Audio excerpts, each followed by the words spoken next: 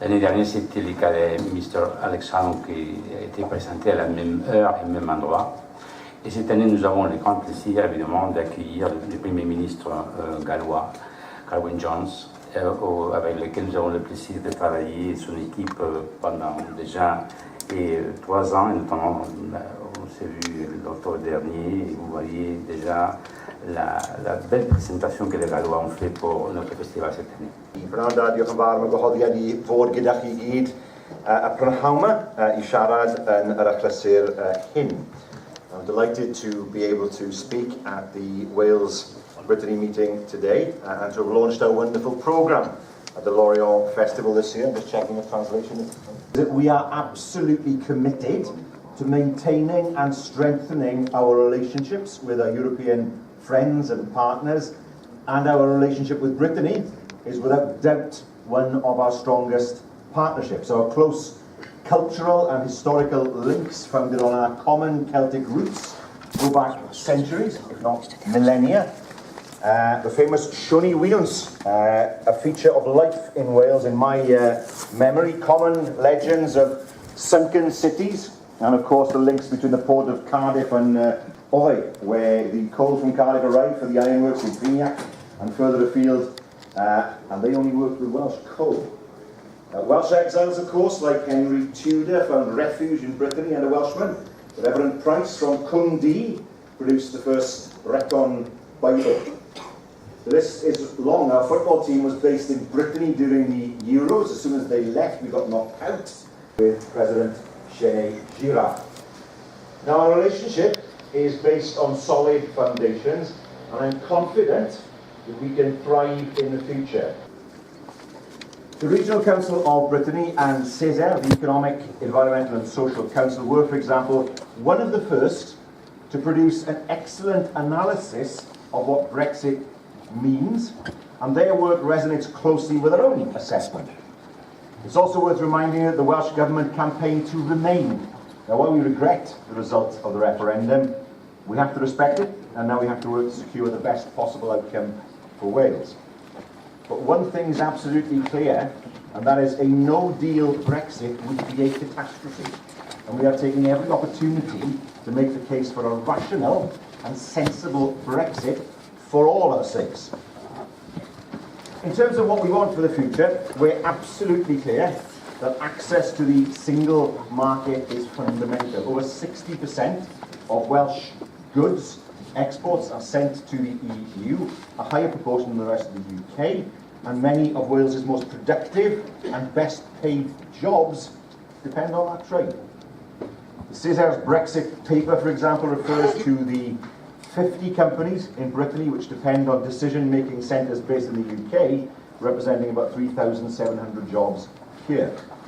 And we're also clear that the UK should uphold the principle of freedom of movement of workers and students, but at the same time, of course, crack down on the exploitation of workers, because it has been happening, mainly because the UK government has put the funds into it.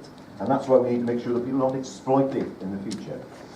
We welcome the contribution of European workers and migrants to our society and our economy, and we challenge the negative messages around immigration which have been allowed to dominate political discourse. I say to people, I know it's not the translation, but I say to people, what percentage of people in Britain are the descendants of immigrants? And the answer is 100%. Everybody is an immigrant to the island of Britain. It's simply a question of when your ancestors arrived. And that is the true answer when people talk about immigration. Now, Brittany, like Wales, strongly and rightly asserts its identity, but we both share the same values of openness to the world and to others. Our identities are not insular, based on the fear of others and of the unknown. We know these things are so damaging. Now, let me be clear. We are leaving the European Union. That does not mean that we are leaving Europe. We live in an increasingly interconnected world, and we can't afford to turn away from our international partners. It's vital that we preserve these relationships for the sake of our economy, our environment, and our culture, as much as for politics and diplomacy. I believe, that the EU, with the UK as a member, has played a vital role in strengthening democracy and securing peace on our continent, and most recently in buttressing our security against the insidious threats of terrorism and organised crime. And I think an unintended consequence of the UK's decision to leave the EU seems to have been to strengthen the commitment of people and institutions in other member states to the EU itself, and I welcome that. Some thought in the UK that the EU would fall apart if the UK left. That's not the case, but that's what they believe. We also believe in retaining the environmental and social rights that we've acquired as members of the EU, because we know that these rights make our common society more civilised and more progressive than many others in the developed world. And we'll vigorously oppose any attempt to move the UK away from the European social model, an approach which I believe would result in the diminution of social and environmental standards. Instead, I'd rather see the UK preserving and enhancing those standards and competing on a level playing field on the basis of our ingenuity and skills. Now, to the extent that we are able to, within our policy responsibilities, we want to continue to mirror future progressive change in the EU as it takes place. We've called on the UK to continue to participate in a range of EU programmes post-Brexit, like Erasmus, Interreg or Creative Europe, recognising we've got to pay as well, of course. If you're going to be a part of these schemes, then you've got to pay a contribution. There's a dynamic of cooperation between Breton and British partners across these programmes on marine energy, language education and culture, research and innovation, and that cooperation has to carry on. It shouldn't be called into question. For almost 2 decades, we've also been working with Brittany on how we can nurture some of the oldest languages in Europe which cohabit with 2 of the world's most dominant languages, and how to make our societies more sustainable and better able to adapt to climate change.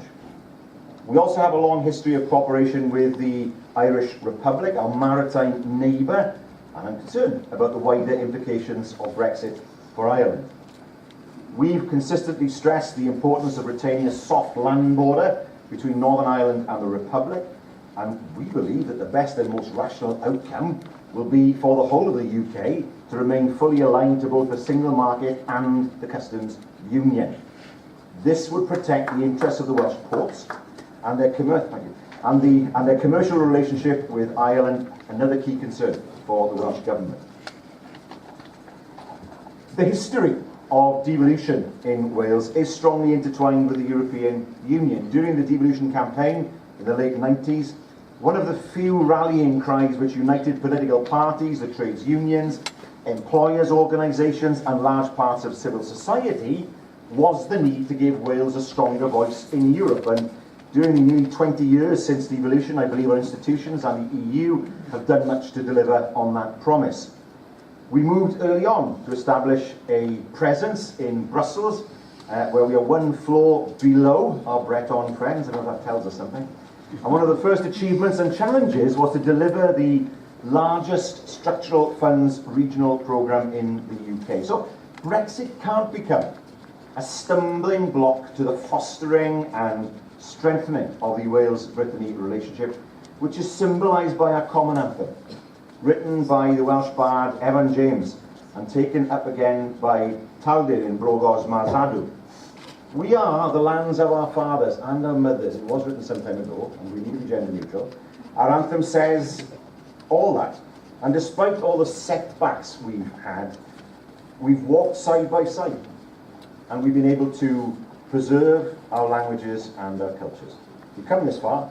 We want to work together to make sure that the future is bright for both Welsh and Breton, and I look forward to working with you all in the future. Diolch yn fawr iawn. Trigau.